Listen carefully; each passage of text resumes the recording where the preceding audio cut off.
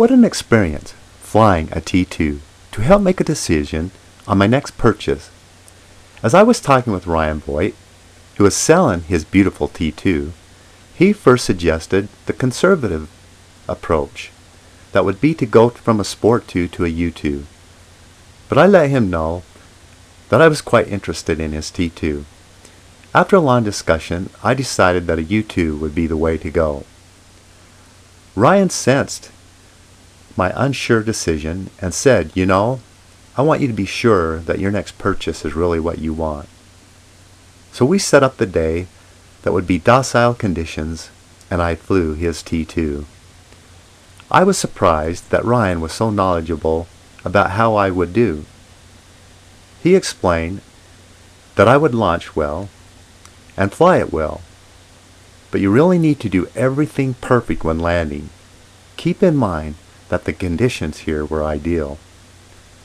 What I learned is I was not landing my Sport 2 perfect, but getting away with it because of its forgiving nature. When returning to the ground, I let Ryan know that I loved the way the glider set up, ground handled, and just fell in love with how it handled in the sky. Just loved it. He then replied, "All you said is irrelevant unless you're willing to adhere to the fact that you can make perfect landings every time and respect this glider.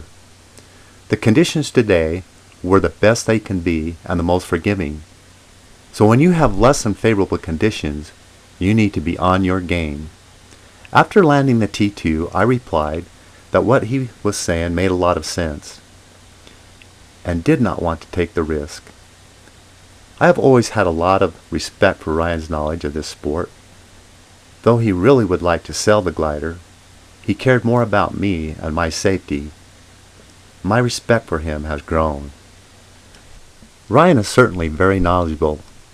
He knows his customers, their skill level, and how to instruct them to gain greater skills safely, even if he could make more money doing it otherwise. If you notice, the wing never touched the ground.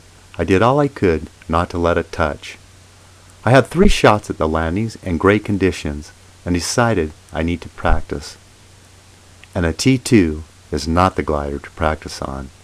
Point of the Mountain, Draper, Utah.